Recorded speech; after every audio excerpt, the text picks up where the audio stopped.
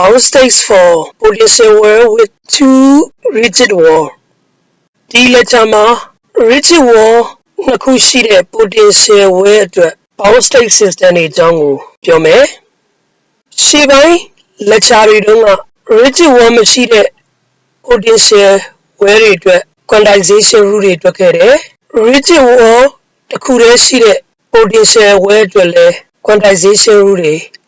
တွေ့ခဲ့တယ်။အဲ့ဒီရှေ့ပိုင်း lecture တွေမှာတွက်ချက်မှုတွေကိုအသေးစိတ်ရှင်းပြတွက်ချက်ခဲ့ပြီးဖြစ်လို့အခု rigid wall နှစ်ခုရှိတဲ့ potential အတွက် quantization rule တွေကိုတွက်တဲ့နေရာမှာအသေးစိတ်မပြောပြတော့ဘူး။အခု potential well က rigid wall နှစ်ခုရှိတယ်။ Danny point H1 နဲ့ H2 မှာ rigid နှစ်ရံနေရှိကြတယ်။ rigid နှစ်ရံနေဆိုတာက potential ကအဲ့ဒီအမှတ်တွေမှာ infinite ဖြစ်ပြီးတော့ energy ကလုံးဝလလန်းမမီနိုင်တော့အောင် potential နှစ်ရံတွေကမြင့်ကြတဲ့နေရာတွေဖြစ်တယ်။အဲ့ဒီနှစ်ရံနှစ်ခုရဲ့ကြား H1 နဲ့ H2 ကြားထဲမှာတော့ potential ရှိမယ်။ potential VOA အဲ့ဒီ potential ဟာ energy ထက်ငယ်မယ်။ဒီ rigid wall နှစ်ခုကြားထဲမှာ particle လေးဟာ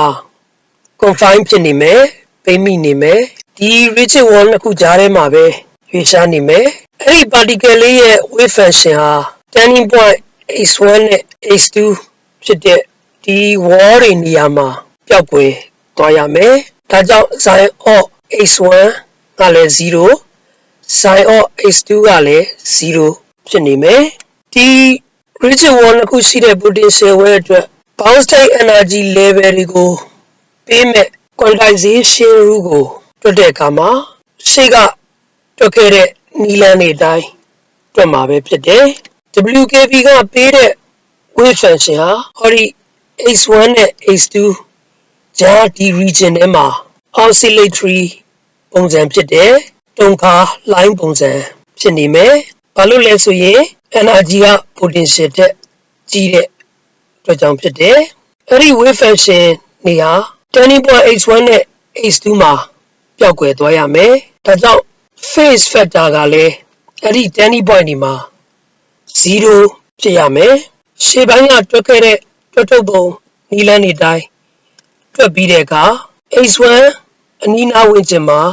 WKB wave function က sin WKB of H equal A over square root of B of H sin of 1 over H bar integral H1 to H P of H prime dH prime ဆိုပြီးတော့တခုရမယ်။ဒီမှာ phase factor alpha လေးက0ဖြစ်တာကိုသိရမယ်။နောက်တစ်ခု turning point H2 အနီးနားဝန်းကျင်မှာ WKB approximation ကပေးတဲ့ wave function ဟာ sin WKB of H equal B over square root of B of H sin of 1 over H bar integral H to H2 P of H prime dH prime ဆိုပြီးတော့ဒီ region ထဲမှာ H1 အနီးနားမှာတစ်ခု H2 နီးနားမှာတစ်ခုဆိုပြီးတော့ wave function ကနှစ်ခုရပါလိမ့်မယ်။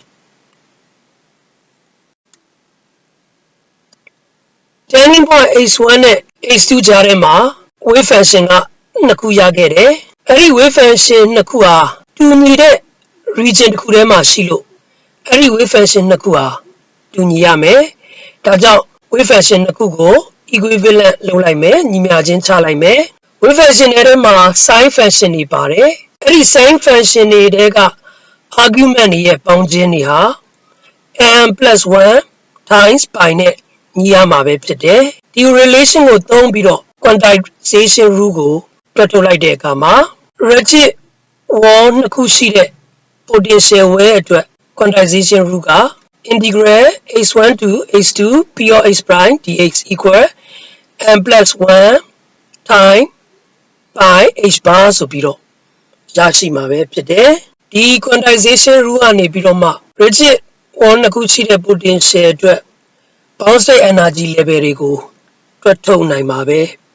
ဖြစ်တယ်။အောက်ကညီမျှခြင်းက quantization rule နှစ်ခုကိုပြောင်းရေးထားတာပဲဖြစ်တယ်။တစ်ခုကသူတို့နှစ်ခုရဲ့အဓိပ္ပာယ်က quantum number minimum အငယ်ဆုံးတန်ဖိုးမတူကြတာပဲဖြစ်တယ်။တစ်ခုက quantum number က1ကစပြီးတော့တစ်ခုက0ကစတဲ့ quantization rule ပုံစံပဲဖြစ်တယ်သိရေးမကြည့်ပါဘူးအခုဆိုရင် WKB approximation method က potential well 3မျိုးအတွက်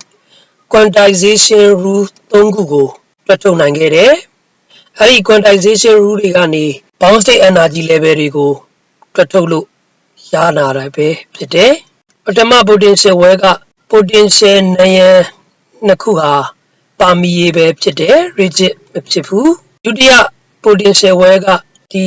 turning point x1 မှာ potential wall က infinite ထိမြင့်ပြီးတော့ rigid နံရံတစ်ခုပါတယ် turning point x2 မှာတော့ permeable ဖြစ်တယ် rigid နံရံမဟုတ်ဘူးတတိယ potential well ကတော့ turning point နှစ်ခုစလုံးမှာ rigid wall တွေရှိတယ်နံရံနှစ်ခုလုံးမှာ potential တွေက infinite ညှင့်နေကြတာပဲဖြစ်တယ်အဲ့ဒီ potential 3ခုအတွက် quantization rule တွေရဲ့ခြားနာချက်ကလည်းဒီ number လေးတွေပဲကွာခြားပါတယ်ခုက up ခုက 3/4 တစ်ခုက 0ဒါပဲကွာပါတယ်ဒီ n ကိုလာပေါင်းတဲ့ဒီ number တွေလောက်သာကွာခြားမှုရှိတယ်ဒီကွာခြားမှုဟာဘယ်အခါမှပျောက်သွားမလဲဆိုရင်ဒီ quantum number n ရဲ့တန်ဖိုးအရန်ကြီးတဲ့အခါပါဒီ quantization rule 3ခုလုံးဟာတူညီသွားမယ်ဒီ classical domain မှာဆိုရင် classical mechanics မှာဆိုရင် n တန်ဖိုးကအရန်ကြီးတယ် n တန်ဖိုးကြီးရင်ဒီ quantization 3ခုလုံးဟာတစ်ထပ်တည်းတူသွားမယ်ဒါကြောင့် semi classical approximation ဟာ n တန်ဖိုးကြီးတဲ့တန်ဖိုးတွေအတွက်တိကျမှန်ကန်မှုရှိတယ်လို့ပြောနိုင်တာပဲဖြစ်တယ်